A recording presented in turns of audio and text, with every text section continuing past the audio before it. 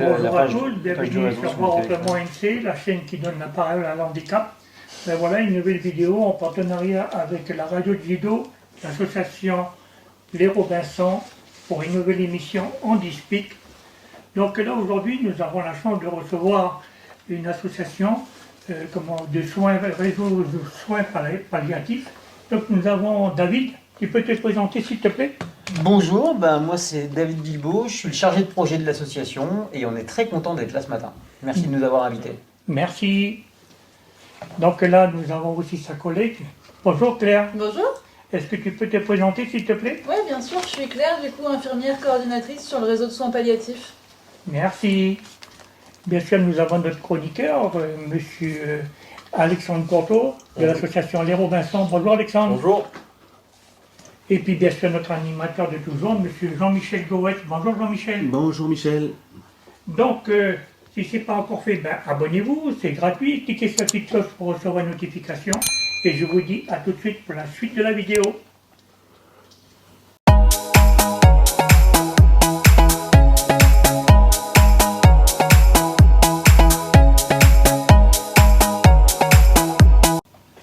Bonjour la famille, bonjour ça. Encore un grand merci à vous là d'être toujours fidèles là depuis 2015 qu'on est ensemble, 2015, 2025, 10 ans déjà. Voilà, joyeux anniversaire à Handispic. Et voilà, encore une nouvelle émission comme tous les premiers samedis du mois quoi, pour vous partager le monde du handicap ou tout ce qui est aussi autour du handicap quoi. Là ce matin ce sera un sujet particulier, la première fois qu'on va soulever ce sujet là. On a des invités là et qu'on remercie d'être avec nous à l'antenne ce matin.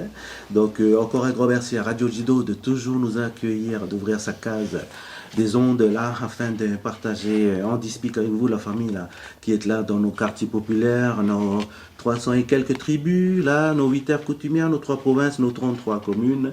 Voilà, humilité, respect à vous, toujours heureux de partager des réflexions, des combats aussi sur le terrain de tout ce monde-là qui œuvre au niveau de la société civile. Association Les Robinson, la philosophie c'est oser pour avancer, donc voilà, là on est là aussi sur les antennes pour faire bouger les lignes et partager nos pensées.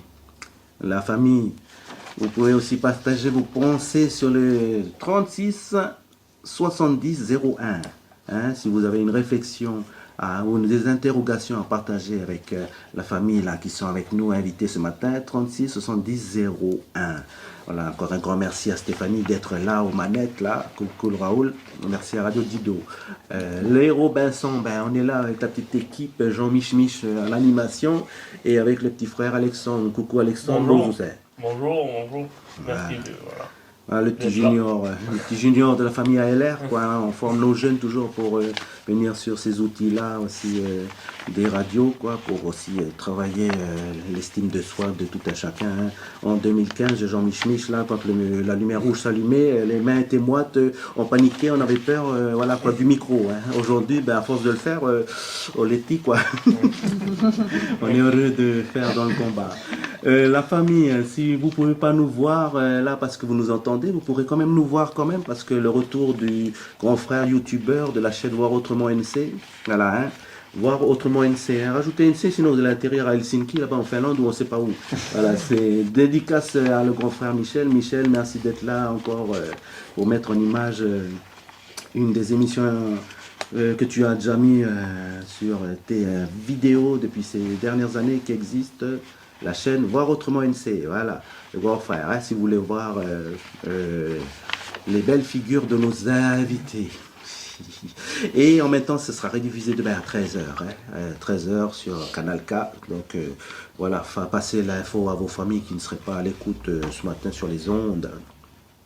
Voilà la famille, après le petit explicatif comme d'hab quoi, je suis trop bavard, pardonnez-moi, mais voilà, ça sert à ça aussi le micro. Alors, ce matin, nous allons vous parler d'un sujet, voilà, qui nous concerne tous, peu importe la strate de la société où on est, peu importe la couleur, l'origine, on est tous concernés parce que ben voilà, toutes nos familles seront toujours touchées par ce côté-là aussi. Hein. Là, nous allons accueillir l'association pour le réseau des soins palliatifs. Ce matin, nous accueillons David et Claire. Bonjour la famille. Bonjour, merci pour l'invitation. Bonjour Jean-Michel, bonjour Alexandre et bonjour tout le monde. Voilà. C'est le réseau de soins palliatifs ben voilà, quoi, hein, qui font un travail sur le terrain. Hein. Donc, en fait, voilà, David, présente-toi parce que, voilà, toi, enfin non, on va donner pardon Claire, on va donner la parole ici d'abord. Super. Claire, pardon. Honneur aux femmes. Tu sais que la galanterie, c'est très sexiste. Hein. Ah pardon, ok. À toi Claire. Présente-toi. Là. Bonjour à tous, moi je suis Claire Bansat, je suis infirmière coordinatrice sur le réseau de soins palliatifs, qui est une association qui a une dizaine d'années maintenant et qui permet d'accompagner les gens qui sont en soins palliatifs à domicile. Du coup, ce qui est important à dire tout de suite, c'est juste les soins palliatifs, c'est pas uniquement la fin de vie. Je tiens à le dire dès le début, parce que c'est souvent ce que pense tout le monde. Soins palliatifs, c'est à partir du moment où on a une maladie grave et incurable. C'est pas forcément la fin de vie, mais c'est aussi la fin de vie. Elle m'a déjà mangé une de mes questions. Mais c'est pas grave, c'est bien. Justement, on va redévelopper. C'est important de le dire et on va pouvoir redévelopper. J'ai plein d'autres trucs à dire. Il y a beaucoup de choses à dire sur ces C'est votre sujets. émission, alors dites ce que vous avez à dire. Mon petit frère David, vas-y. Et moi, du coup, David Bilbao, je suis chargé de projet de l'association depuis quelques temps, depuis un peu plus d'1 an. Et du coup, je m'occupe un petit peu des affaires courantes de l'association.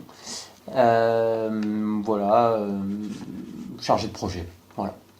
Et après, on va suivre tes questions. Ouais. Mais déjà là, je rebondis. Là. Quand tu dis chargé de projet, ça a tellement de projets, un réseau de soins palliatifs. Par exemple, donne-nous des exemples de projets qui ont été réalisés ces derniers... Alors, on en a plein. Il y a vraiment beaucoup de choses. On a organisé déjà depuis le début de l'année 2 ciné-conférences au cinéma Origine à Dambéa. On en aura une autre le 5 août dont on parlera, qui sera en rapport avec la loi qui se passe en France en ce moment sur la fin de vie justement. Après on organise un forum une fois par an, le forum des soins palliatifs. Et puis il y a des formations régulièrement, des formations que les filles du coup prodiguent auprès des professionnels de santé, des aidants ou des bénévoles d'associations de santé. Il y a pas mal de choses, et puis après il y a la gestion courante de l'association, hein, trouver de l'argent, trouver des locaux, gérer les assurances, enfin voilà, ça c'est mon job dans l'asso quoi. Voilà. Pour rebondir sur ça, c'est vrai qu'on est en période critique là, ça va, les soins palliatifs réussissent quand même à tirer son épingle du jeu là, parce que le tissu associatif est quand même secoué par voilà quoi, le contexte. Alors je dirais pas tirer l'épingle du jeu, mais oui on s'en sort grâce à l'agence sanitaire et sociale qui suit l'association depuis maintenant 2018. Qui nous finance à 90% chaque année, quoi, qui donne une subvention tous les ans. Comme tout le monde, on doutait de savoir si on allait avoir notre subvention comme d'habitude en 2025. Oui, elle a été renouvelée. L'agence sanitaire et sociale, malgré les contraintes qui sont les siennes, a renouvelé sa confiance dans notre travail et dans notre engagement. Enfin, quand je dis nous, c'est l'association évidemment. Voilà, donc on est très, très contents. Et puis après, comme tout le monde, on a aussi cherché des pôles sur lesquels on pouvait réaliser des économies. Des mutualisations, des réductions de budget sur certains secteurs, mais tout en ayant quand même nos actions. On va le redire aussi, je pense, mais les missions du réseau de soins palliatifs, c'est former les professionnels de santé, toutes les personnes qui s'intéressent de près ou de loin aux soins palliatifs. C'est sensibiliser le grand public et c'est aussi et surtout coordonner les soins palliatifs à domicile des personnes qui en font la demande ou qui en ont besoin. Et donc, quand je dis qu'on a fait des réductions de budget, c'est sans toucher à ces pôles-là, c'est en essayant de faire à côté aussi bien, voire mieux, avec moins. Voilà. Et comme toutes les assos, en fait, hein, on a tous été... voilà. Tu peux encore manger une de mes questions, mais c'est pas grave. C'est bien. Mais nous, tu ne poses pas de questions, on va jusqu'à 11h30 si tu veux. Oui, pas de problème. Et puis on adore manger. Oui. Au niveau de vos membres, vous êtes assez nombreux quand même. Vous êtes sur tout le territoire. Le réseau est représenté sur les 3 provinces. Alors là, ça va peut-être... je vais prendre la parole. Pour le domicile, pour la gestion des patients à domicile, on est 2 infirmières à mi-temps, un peu plus qu'un mi-temps. Donc ça ne représente pas énormément on va dire en temps de travail. Et ensuite on voit des patients qui sont situés entre Ploum et Tontouta. Donc ça paraît pas énorme forcément comme ça, mais ça représente quand même 85% de la population en Calédonie. Donc on a accès en tout cas à quand même beaucoup de monde. Après, il faut aussi savoir que voir un patient en soins palliatifs, c'est 1 heure, 1 heure et demie à domicile, plus à peu près le même temps pour gérer le dossier derrière, pour faire les demandes de matériel, les demandes, enfin, pour faire toute la coordination, on va dire, qu'il y a derrière. Donc en étant 2 à mi-temps, c'est limitant sur ce point de vue-là, mais on essaye de faire au mieux et on priorise aussi en fonction de l'importance de ce qu'ont les patients. Donc vous restez surtout cantonné sur le Grand Nouméa et par contre vous avez des collègues qui sont en lien avec vous au niveau des 2 autres provinces par rapport au réseau. Ouais, en fait ce qu'on fait c'est qu'on reste évidemment toujours disponible par téléphone pour donner des conseils et que quand il y a des patients par exemple qui sortent du CHT pour un retour à domicile, déjà le CHT fait un bon travail au niveau des soins palliatifs, c'est-à-dire qu'ils font un vrai appui, on va dire soutien téléphonique avec des conseils qui restent disponibles. Et nous, on le fait également. Après, on a vocation à étendre les choses, mais le problème, c'est toujours la même chose, c'est que pas assez de finances pour avoir des collègues en plus. Et puis, depuis 1 an, il y a quand même beaucoup de médecins et de professionnels de santé qui sont partis. Donc, problématique de... ouais. Mais ça fait partie aussi des missions fondamentales depuis le début de l'existence de l'association. C'est d'essaimer et d'être actif et de pouvoir favoriser les soins palliatifs à domicile à travers tout le territoire. Et ça, c'est des vrais projets qui échouent, je pense qu'on peut dire ça, chaque année, parce qu'on ne trouve pas les personnes ressources à déployer partout dans le nord, etc. Donc là, pour le moment, on a les filles qui sont là, qui sont sur Nouméa et qui ont par définition un champ d'action physique qui est de ce que tu peux faire sur une journée en voiture, quoi. Donc qui va de Ploum jusqu'à Païta, Tontouta. Mais après, au-delà, physiquement, c'est pas possible. Par contre, on peut lancer l'appel. Il y a vraiment une volonté d'essaimer, de créer des antennes délocalisées un petit peu partout. Chaque année, on lance des projets pour pouvoir accomplir cette mission-là. Mais voilà, pour le moment on n'y arrive pas. Mais si Radio Jido via ses ondes peut aider dans cette mission-là, franchement on est preneur. Hein. On a des projets en cours de formation, notamment dans les îles en ce moment, qui sont en pourparlers, parce que la question c'est comment faire. Parce que si on part faire 2 jours de formation, ça veut dire que pendant 2 jours on ne voit pas de patients à Nouméa, enfin sur Grand Nouméa et sur la Grande Terre. Donc en fait on essaye de faire au mieux, mais sans que ça impacte les patients, parce que c'est ce qu'on disait, en fait on priorise. Là, en ce moment, dans la file active, donc en suivi de patients continuellement, il y a entre 80 et 100 patients dans cette file active. Okay, donc à 80-90% sur la zone Grand Nouméa. Et après, le fait d'aller plus loin, on va vraiment déshabiller Paul pour habiller Jacques. Oui. Tu vois, et c'est pas le but, parce qu'en ce moment, avec les moyens de l'association, les moyens financiers et les moyens humains, et on essaye déjà de faire une mission de qualité sur la zone, et de vouloir faire plus. Parce qu'on dit toujours, il faut répondre à des appels à projets, il faut faire ci, oui, mais si on fait plus, on va faire moins de ce côté-là. Donc du coup, nous, ce qu'il nous faut, c'est solidifier l'action déjà permanente en ce moment de l'association et trouver des financements supplémentaires, trouver des appuis supplémentaires pour pouvoir développer, encore une fois, essaimer, former des gens. Voilà. Mais ça, nous, on a besoin d'appui, on a besoin de soutien distillé partout sur le territoire. Quoi. Par rapport à former les gens, quand vous dites former les gens, c'est qui? C'est l'entourage des patients? Alors, il y a deux choses un peu distinctes. C'est que d'un côté, on veut former les professionnels de santé, tous, parce que clairement, les soins palliatifs, en fait, tu peux avoir les mêmes médicaments, mais qui ne vont pas être utilisés de la même façon en soins palliatifs et en soins curatifs, on va dire. Et là-dessus, il y a quand même une grosse méconnaissance parce que gros manque de formation initiale, que ce soit... Une grosse responsabilité aussi là. Ouais, bien sûr. Mais même sur une formation infirmière, par exemple, la partie soins palliatifs représente quasiment rien en termes de temps de formation. Donc forcément, les infirmières arrivent dans un monde professionnel où les soins palliatifs quasiment n'existent pas et on le découvre sur le terrain. Et on s'adapte.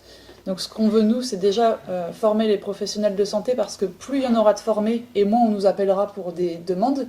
Et l'idée, c'est que nous, enfin l'idéal, c'est que nous, on n'existe pas en fait.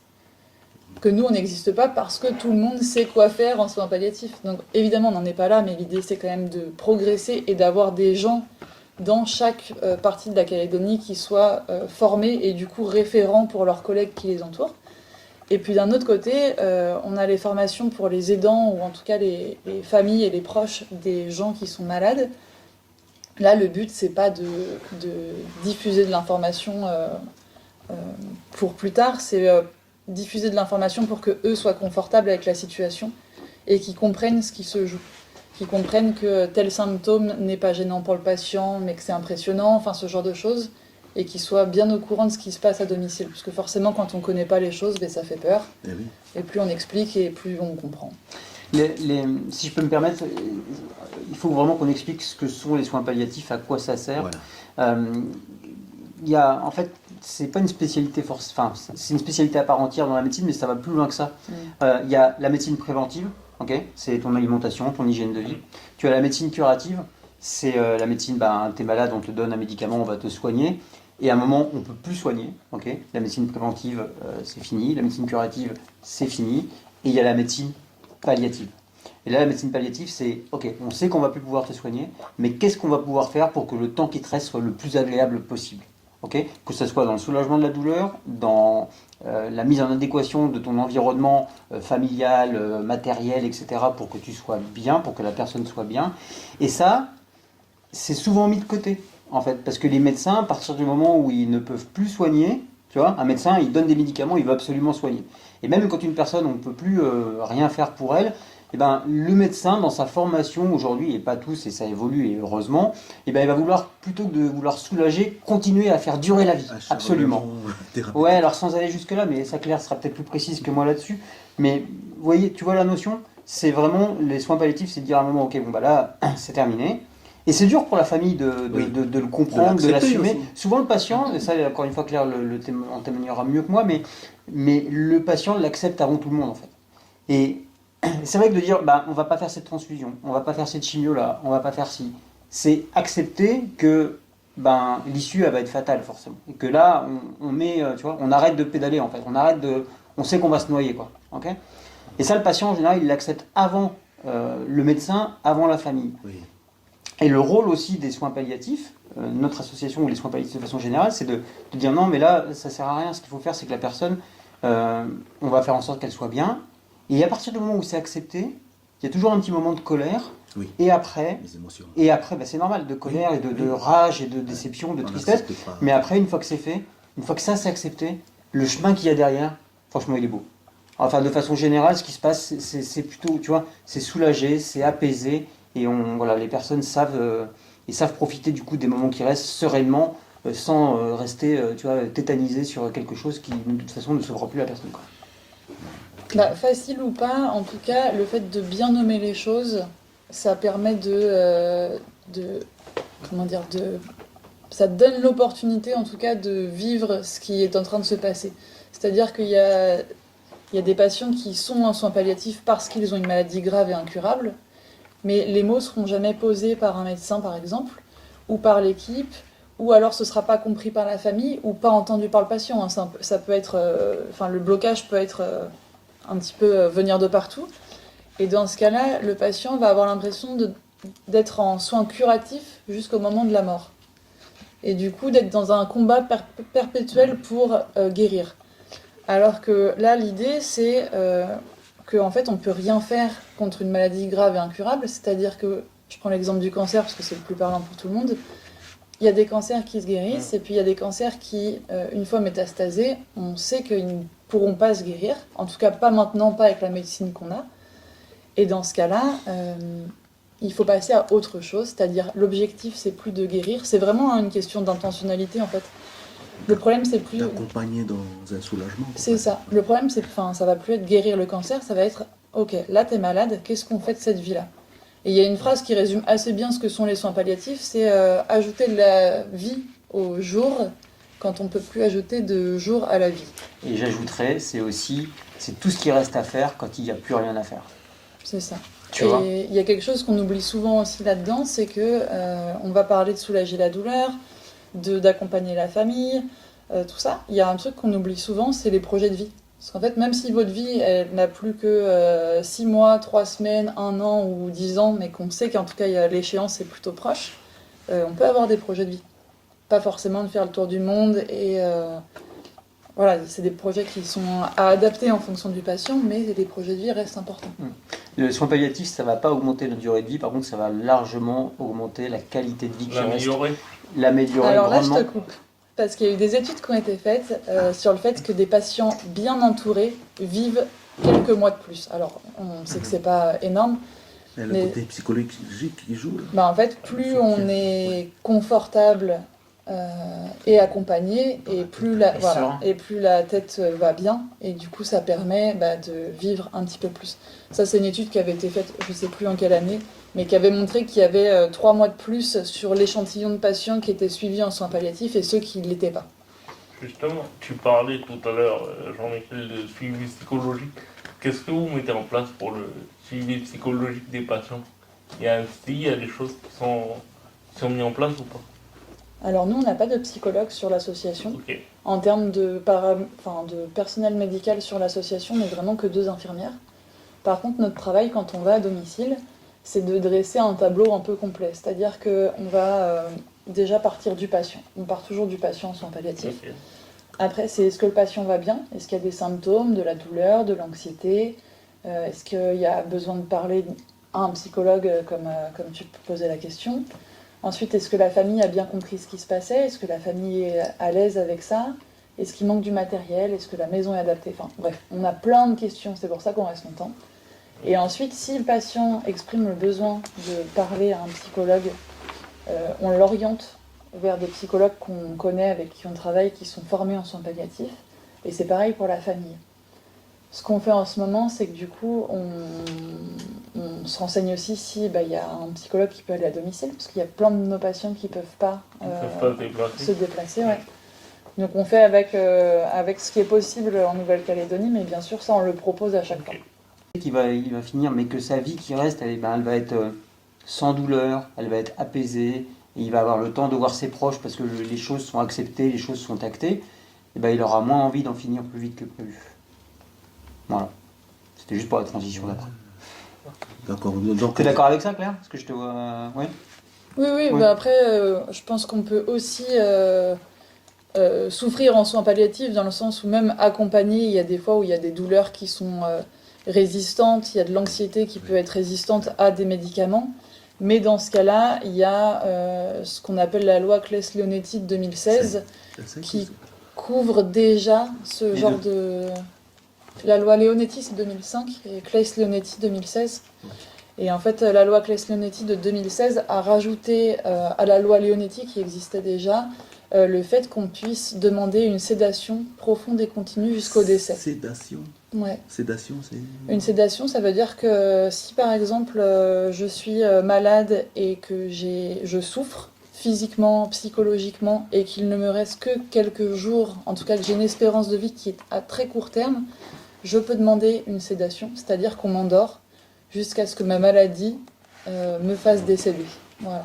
Et ça, le grand public n'est pas souvent au courant que cette loi existait avant celle qui vient C'est de ça. passer à l'Assemblée il y a quelques jours. C'est ça. Voilà. Donc c'est important aussi, et c'était pour ça qu'on voulait venir aujourd'hui, c'était aussi et qu'on va organiser des conférences à ce sujet-là, c'est pour expliquer ça, qu'il y a déjà des lois finalement qui permettaient de ne pas s'acharner jusqu'au bout et de faire en sorte que les personnes ne meurent pas dans notre souffrance. Dans cette loi-là, déjà, l'acharnement thérapeutique n'est plus autorisé. La collégialité, c'est-à-dire le fait que les médecins, les infirmières, en tout cas toute l'équipe médicale fonctionne en même temps, c'était obligatoire.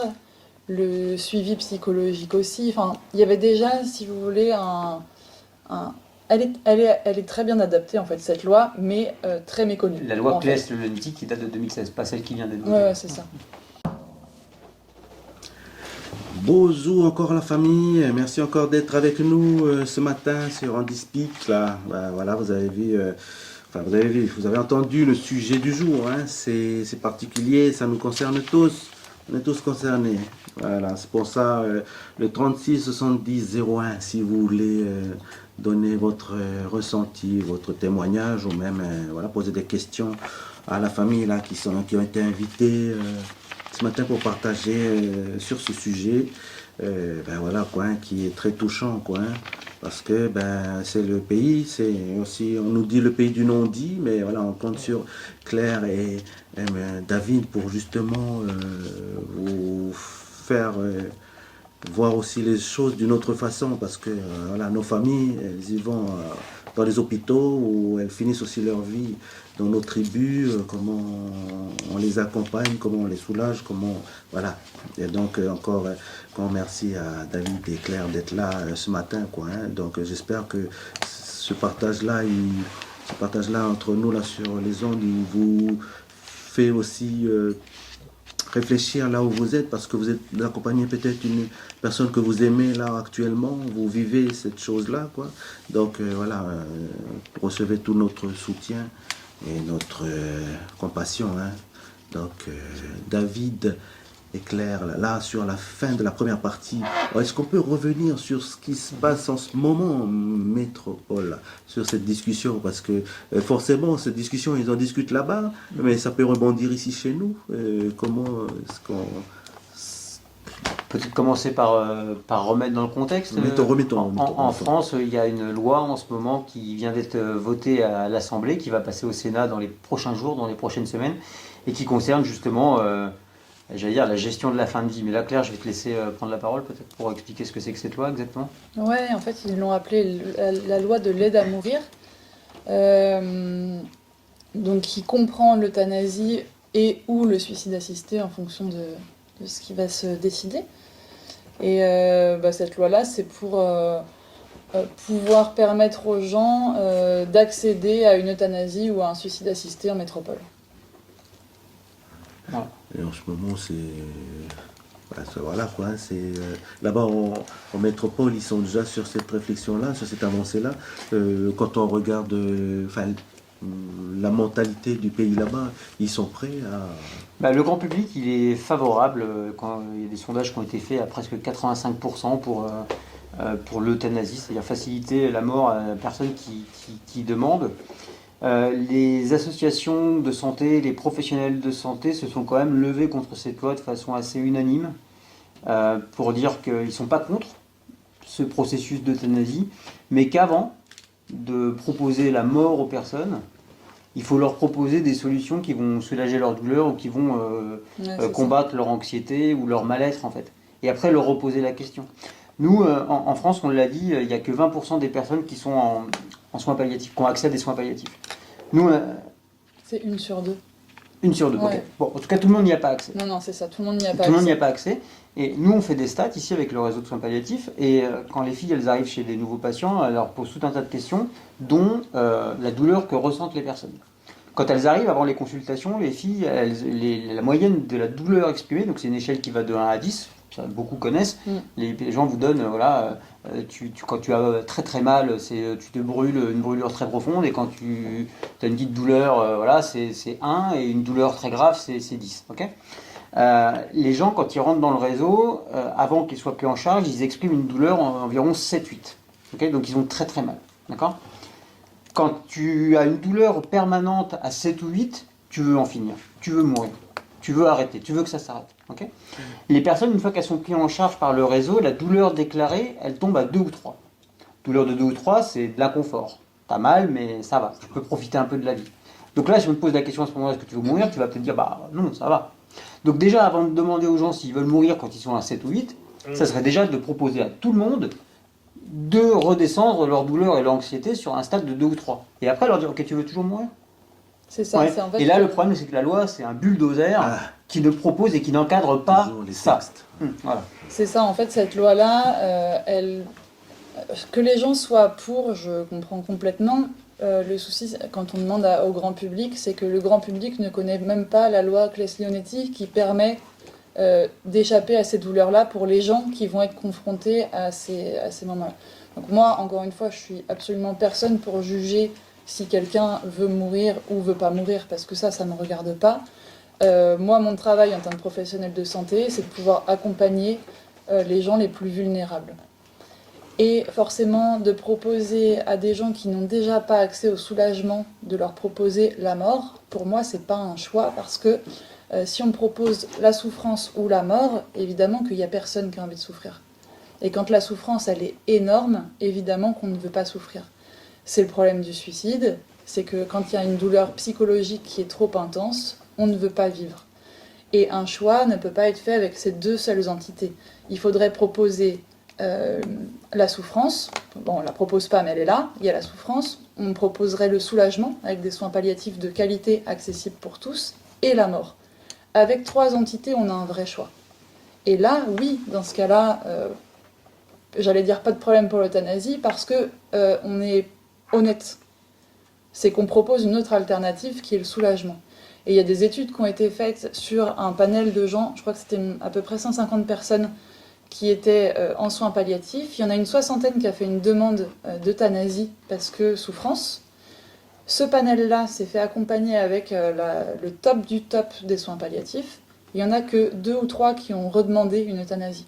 Donc pour ces 2 ou 3-là, je pense que c'est essentiel d'avoir le choix. Mais ça veut dire qu'il y en a combien entre les deux qu'on ne soulage pas et qui vont demander une euthanasie par défaut d'accompagnement. Et en ce moment, en métropole, on ne peut pas dire que la santé soit au top de sa forme.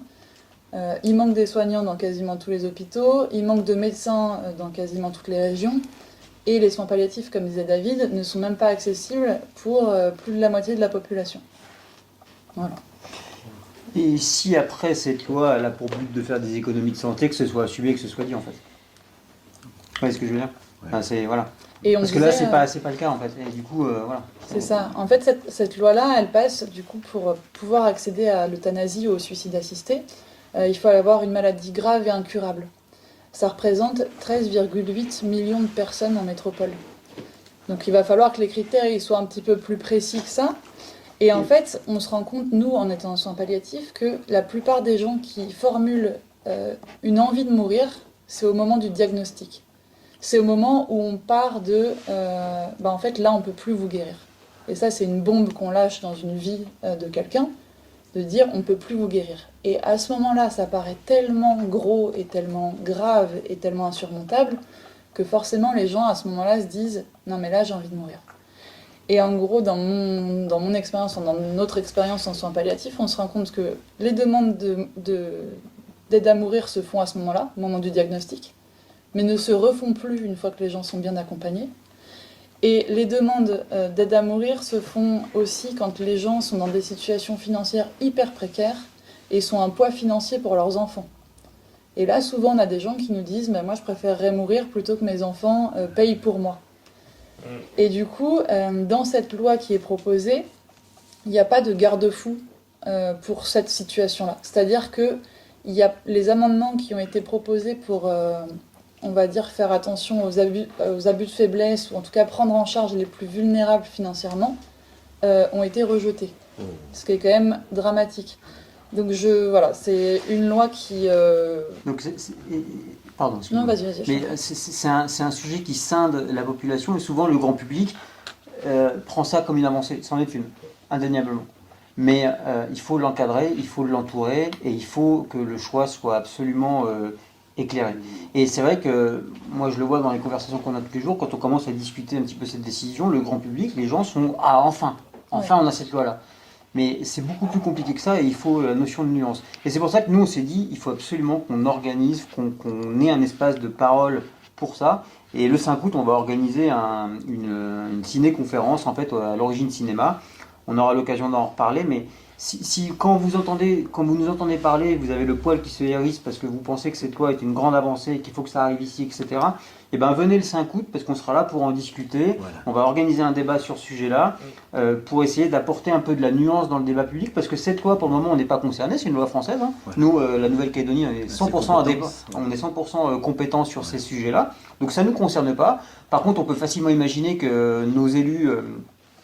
très créatifs dans quelques temps vont vouloir adopter la même chose, et qu'au moment où cette loi sera en discussion ici, qu'on ait une population, mais même des élus plus éclairés sur le sujet, qu'on parte avec une hauteur un peu plus importante quand on va lancer les débats ici, quoi, que ce qui a été fait en France. C'est ça. Parce que là, les gens, il y a un gros manque d'informations en fait sur ce que c'est, de quoi on parle, ce que c'est que l'euthanasie. Il n'y a pas de connaissances sur les lois qui existent déjà, enfin très peu en tout cas.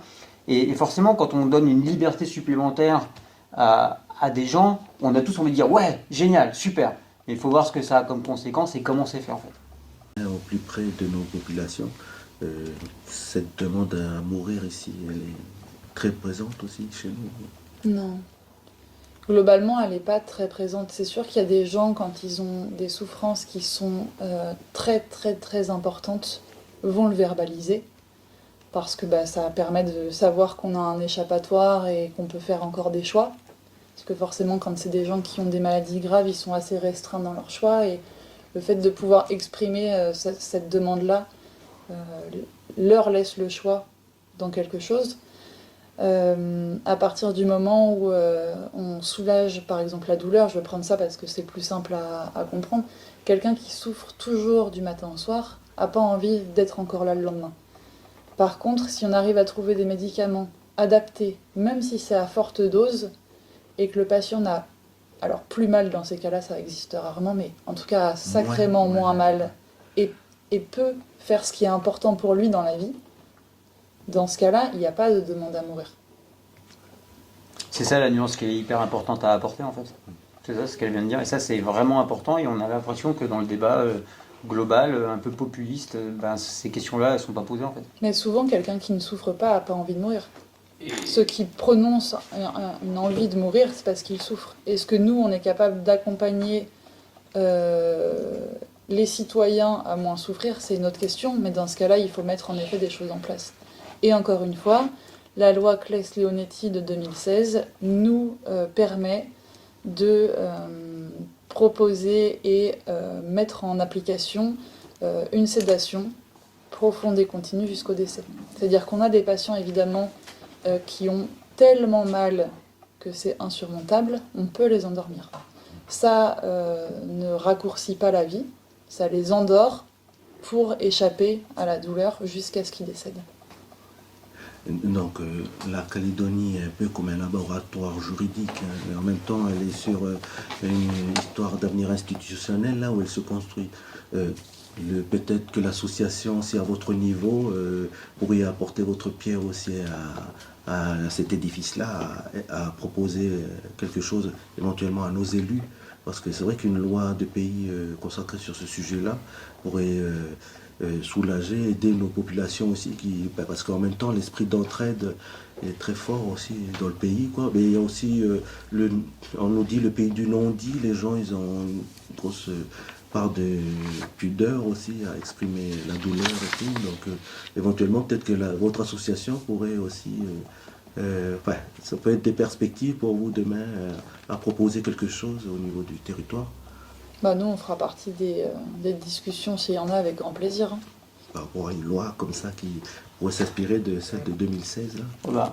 Celle-là, elle est déjà appliquée. Applicable ici. Ah oui, complètement. On a déjà fait des sédations profondes et continues à domicile, notamment dans des cas comme la SLA, c'est ce qu'on appelle la maladie de Charcot, ce qui va peut-être parler à plus de gens. Ouais, qui est souvent pris en exemple d'ailleurs comme argument, de dire pour les malades de cette maladie de Charcot qui est vraiment une sale maladie. Hein. Enfin, tu perds tes fonctions vitales essentielles de petit à petit jusqu'à arriver à être complètement paralysé, puis ton système respiratoire se bloque et tu meurs d'asphyxie. Tu vois. Donc c'est horrible. Hein.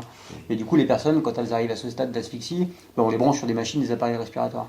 Donc aujourd'hui, avec cette loi, la personne a la possibilité de dire on ne va pas te brancher, mais on ne va pas te laisser agoniser comme ça dans la souffrance. Il y aura la sédation profonde et continue. C'est-à-dire qu'il n'y a pas d'injection de produit létal. Okay, ça c'est important, c'est la nuance entre l'euthanasie et la sédation profonde et continue. Il n'y a pas d'injection de produit létal. Par contre, tu t'endors, apaisé, et tu vas mourir des causes de ta maladie, c'est-à-dire par asphyxie, mais dans un état de non-souffrance et avec tes proches autour, si tu veux. Enfin, voilà, quoi. C'est ça, je pense que c'est bien que tu l'aies rappelé. Il y a vraiment une question d'intentionnalité entre les deux. C'est-à-dire que la sédation profonde et continue n'est pas faite pour tuer le patient, pour faire mourir. C'est pour soulager. Dans l'accompagnement. C'est ça. L'euthanasie ou le suicide assisté, c'est fait, l'intention, c'est de faire mourir la personne. Donc c'est vraiment deux intentions qui sont différentes. Et en effet, dans la maladie de Charcot, comme on sait comment ça évolue, et qu'on sait à peu près en combien de temps, à partir de chaque atteinte qui se fait, souvent on en parle aux patients, et eux sont souvent très bien renseignés aussi. Et du coup, on se dit, bah ok, on va tout prévoir pour faire une sédation à domicile. Donc il y a des critères spécifiques, hein. Il faut que la vie elle soit en petits jours, on dit. C'est-à-dire qu'il faut que l'espérance de vie elle soit vraiment réduite. Il faut qu'il y ait un médecin qui puisse passer tous les jours, il faut une équipe infirmière qui passe aussi. Enfin, voilà, il faut que tout soit cadré, que la famille soit claire, que le patient soit d'accord, que ce soit une demande du patient. Enfin, il y a plein de critères, mais on peut le faire à domicile. Et ça nous est déjà arrivé. Ça arrive très peu de fois. Enfin, depuis que je travaille pour le réseau de soins palliatifs, je pense que ça a été une fois par an, ce genre de demande, et peut-être 2 grand max. Et dans ces cas-là, on se met en lien avec le patient et il y a un moment où il nous dit là je souffre trop. Et le médecin réévalue en disant on est dans tous les critères, c'est-à-dire il y a la souffrance qui est réfractaire, il y a la vie en petits jours et la maladie grave et incurable, donc oui on peut le faire. Et en général on attend que le patient soit prêt, que la famille soit prête et qu'il y ait évidemment une équipe médicale qui soit présente. Mais on peut comprendre que tout ce qu'on dit, ça peut susciter beaucoup de questions. Ouais. Moi, je suis pas du tout à la base du milieu. Enfin, je suis pas du tout dans le milieu médical. Je suis pas médecin, je suis pas infirmier, je suis pas. Enfin voilà. Moi, je suis arrivé chargé de projet pour gérer des événements, gérer des choses. Et c'est des questions qui sont fondamentales. Et j'ai appris énormément de choses. Et ma vision globale a radicalement changé depuis que je travaille au réseau de soins palliatifs. Et du coup, mais il faut du temps. Et voilà. Et tout n'est pas facile de comprendre en écoutant une émission de radio. Mais si les gens ont des questions ou si ça suscite des interrogations, nous on est là pour ça. On est là pour répondre à ça. Alors quand je dis nous, c'est les filles, c'est l'association de façon globale. Donc n'hésitez pas à nous contacter. Les coordonnées, David. plaisir. Alors les coordonnées, il y a le numéro de téléphone, c'est 74 52 25. 74 52 25. On a un mail, coordination au singulier, @rspnc.nc. Coordination @rspnc.nc. Et puis, il faut noter que tous les derniers mardis du mois, de 8h à midi, les filles, Claire et Christelle, donc les 2 infirmières coordinatrices du réseau, proposent des consultations d'1 heure gratuites à qui veut. Où ça? Alors, ça se passe à l'IGA, donc dans nos locaux, juste à côté de Radio Canal 4 Giro, L'IGA. et l'Institut Jeanne d'Albret, Voilà. 4 bis rue, Boulevard boulevard Vauban, donc à côté du Congrès. Et en fait, ça, faut s'inscrire sur Allo Santé, donc c'est un site, vous tapez Allo Santé Nouvelle-Calédonie, réseau de soins palliatifs. Vous allez tomber sur nos créneaux, vous les réservez. Et donc ça, c'est vraiment des consultations entre 4 yeux, que vous soyez patient, professionnel de santé, aidant. Que vous ayez des questions simplement en fait. Voilà, vraiment, c'est des consultations gratuites d'1 heure pour pouvoir discuter avec une infirmière en soins palliatifs, pour pouvoir discuter de comment on le fait avec vous aujourd'hui, en tête-à-tête, et vraiment pouvoir répondre à ces questions-là. Donc c'est du travail de sensibilisation de terrain, parce que c'est hyper important. Et puis, une fois par mois aussi, il y a des formations gratuites pour les professionnels de santé, pour les bénévoles d'associations de santé, pour les aidants, ou au cas par cas. Enfin, il faut vraiment nous contacter si vous avez des questions, si vous avez envie de vous former. On est vraiment là pour ça, quoi. Moi, par exemple, voilà, si je veux, en tant que simple citoyen, venir. Tu nous contactes, on va voir avec toi quels sont tes besoins, tes attentes. Est-ce que tu as vraiment besoin d'une formation de 4 heures, ou un entretien en tête-à-tête avec une infirmière peut suffire, tu vois. Donc, faut pas hésiter à nous appeler, vraiment, on est là pour ça, c'est notre job, vous ne nous dérangez pas et on sera ravis de discuter de ces questions-là. Donc ça se passe sur e-ticket pour s'inscrire à la formation, c'est tous les mois. Là, la prochaine, c'est le 1er juillet. Il reste encore des places, il y en aura une au mois d'août, il y en aura une au mois de septembre, il y en aura une au mois d'octobre. Et il faut vous former, c'est des formations de 4 heures qui sont...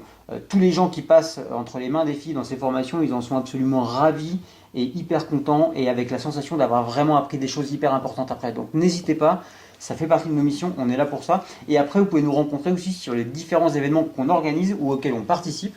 Et notamment, aujourd'hui, on sera à Tomo. Là, dès qu'on a rendu l'antenne, qu'on a dit ciao Gilo, merci beaucoup, et ben on prend la route et on va à Tomo pour l'événement Vahele. Voilà, ça je l'ai super mal prononcé, mais c'est pas grave, je sais pas rouler les R. Mais c'est une compétition de VA qui a lieu à Tomo aujourd'hui toute la journée, sur le thème de la pirogue de l'amour. Et c'est pour promouvoir la santé de la femme à travers la pratique du VA, l'alimentation saine et locale et la sororité.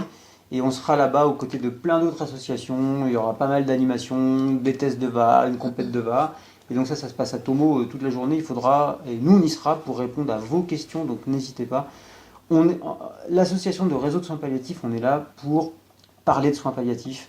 Encore une fois, on est là pour former les professionnels, faire de la coordination de soins palliatifs à domicile, mais sensibiliser le grand public. Donc on est là pour vous, on est là pour ça. Donc n'hésitez pas s'il vous plaît et sollicitez-nous, on sera ravis de pouvoir discuter avec vous. Et moi, je tiens à compléter en disant quelque chose qui me semble important, c'est que ce soit pour l'accompagnement des patients ou pour la formation, on n'est pas là pour dire ce qu'il faut faire.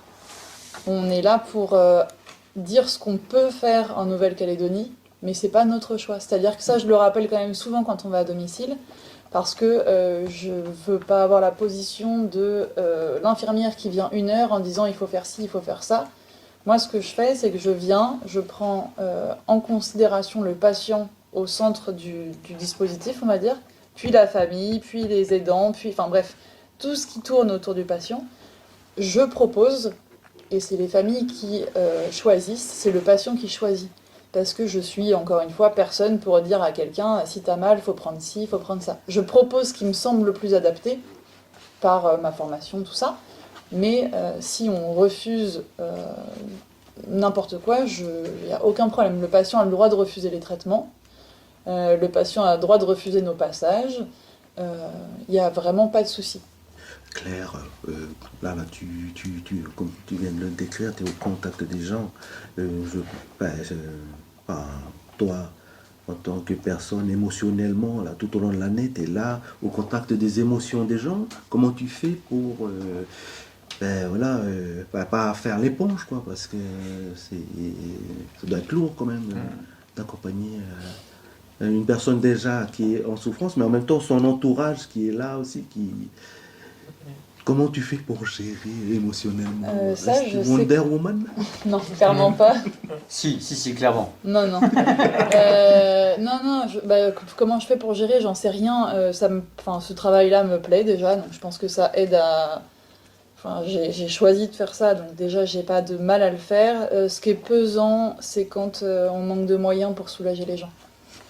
C'est vraiment le gros souci pour moi, c'est que là c'est hyper frustrant parce qu'en fait on a des patients qui souffrent, nous on a envie de proposer des choses et derrière, en ce moment c'est le cas, hein, c'était déjà pas facile avant, mais depuis 1 an c'est catastrophique.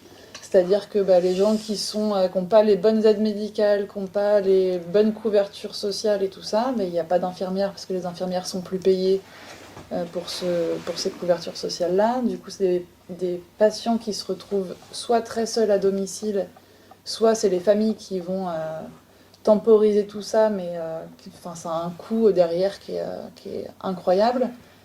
Non, ce qui est plus dur, je trouve, c'est quand on a affaire à ça, on va dire la misère sociale, dans le sens où c'est des gens qui ont mal, qui sont isolés et qui n'ont pas d'autres moyens en fait que ça, quoi. Et encore une fois, il y a l'hôpital qui prend beaucoup le relais, mais les gens n'ont pas envie de passer leur vie à l'hôpital. Et puis, il y a le fait aussi que l'hôpital sature en termes de patients par rapport au lit. Donc, il y a un moment où ceux qui ne sont pas essentiels à garder, faut qu'ils rentrent à domicile, mais à domicile, c'est pas parfait. Et en ce moment, je trouve que c'est plutôt ça le plus difficile, parce que accompagner des gens vers la mort quand tout va bien, qu'ils sont bien entourés, qu'ils ont pas mal, moi ça me gêne pas dans le sens où déjà c'est pas mon histoire et c'est pas ma vie, et que j'ai l'impression d'avoir bien fait mon travail. C'est plus dur quand j'ai l'impression de mal faire mon travail par manque de moyens. Et là, je voudrais juste en profiter pour dire qu'il faut absolument que collectivement, on travaille tous dans le sens de rendre notre pays, et je dis notre pays, attractif. Parce qu'aujourd'hui, ce n'est pas des questions de budget pour le fait qu'il n'y ait pas assez de médecins. C'est vraiment les gens qui ne veulent pas venir travailler ici. Donc ça, c'est vraiment un travail collectif de relation entre les vieux, les jeunes, les femmes, les hommes, tout le monde, de faire de notre pays, là, quelque chose de magnifique, de le rendre attractif pour que les médecins, les infirmières et tous ceux dont on a besoin, ils aient envie de venir travailler ici, quoi. On a encore une collègue, on va dire, qui s'est fait agresser à la Vallée du Tir hier, quoi, avant-hier. Et c'est tous les jours, en fait, que des infirmiers, des médecins se font... Voilà, ça, faut arrêter, quoi. Ouais, oui. C'est pas Robin des Bois, quoi. Enfin, en faisant ça. C'est ça. Non, mais c'est Il faut le surtout- dire, quoi, parce que Non, non, mais c'est bien de le dire, parce que cette infirmière, elle devait peut-être aller aider une personne qui était dans le besoin. Et si elle se fait agresser, elle n'intervient pas, la personne est abandonnée de l'autre côté par la bêtise humaine, hélas. Donc, la aujourd'hui, famille, hein. aujourd'hui, il y a 50% des infirmières qui déclarent envisager de quitter le territoire. 50% des infirmiers et des infirmières. Et si elles partent, ça va être très très compliqué. Hein. Et Enfin, là, quand- on change un peu de sujet, mais parce que c'est, voilà, Mais on c'est en la parle. réalité C'est de en terrain, lien, hein. c'est en lien. Et dans la réalité de terrain aussi, je parlais de manque de moyens. J'ai des patients qui ont besoin de médecins à domicile, qui ne peuvent pas se déplacer. Le médecin ne veut plus retourner dans certains quartiers parce qu'il s'est déjà fait agresser. Et j'ai personne d'autre sous la main pour aller la voir. Donc c'est des complications. La famille, voilà, ça c'est un appel là que vous lancent les collègues là. Et en même temps, on arrive à la fin de l'émission, ça a filé à vitesse grand V. Hein. Voilà. On peut pas tout dire, mais on réinvitera nos camarades d'ici là, quoi, parce qu'ils auront encore d'autres choses à nous raconter encore d'ici là, encore qui militeront sur le terrain. Claire et David. Claire, un petit dernier mot de conclusion vis-à-vis de la famille qui nous écoute. Hein. Je suis ravie d'avoir participé à l'émission et d'avoir pu parler de ce sujet-là qui est un peu sensible, mais qui me paraît essentiel. Merci, Oletti, Claire, David. Alors moi, je vous donne rendez-vous du coup à Tomo dans quelques minutes. L'événement est déjà en cours. Nous, on va prendre la route et on va aller rejoindre ce bel événement. L'événement Va et aller qui se passe au Wharf de Tomo. Et puis le 5 août, on aura cette grande conférence sur la loi de la fin de vie, de suicide assisté, de l'euthanasie. On aura l'occasion de vous en reparler. Et puis de façon générale, on le disait tout à l'heure hors antenne, dans la vie, on est tous, on meurt tous. Et le fait de rendre ce sujet tabou, ça le complexifie. Donc il faut absolument qu'on apprenne à en parler comme un événement qui de toute façon va arriver, qu'on arrive à le regarder dans les yeux. Et une fois qu'on arrive à faire ça, on vit beaucoup mieux, qu'on soit en bonne santé ou qu'on soit malade ou en soins palliatifs. Donc il faut absolument que collectivement on apprenne à parler de ces sujets-là de façon respectueuse, de façon sensée, de façon solennelle, mais sans peur et sans tabou. Coordonnées, David, les coordonnées encore. 74 52 25, ça c'est le numéro du réseau de soins palliatifs. 74 52 25, le mail coordination@rspnc.nc, coordination au singulier @rspnc, réseau soins palliatifs NC, .nc. Et puis on a notre page Facebook RSPNC Nouméa ou réseau soins palliatifs Nouvelle-Calédonie. Voilà. Voilà la famille, voilà encore une belle émission là où on a partagé On est bien, là, un beau sujet. On revient la semaine prochaine. Voilà. Voilà.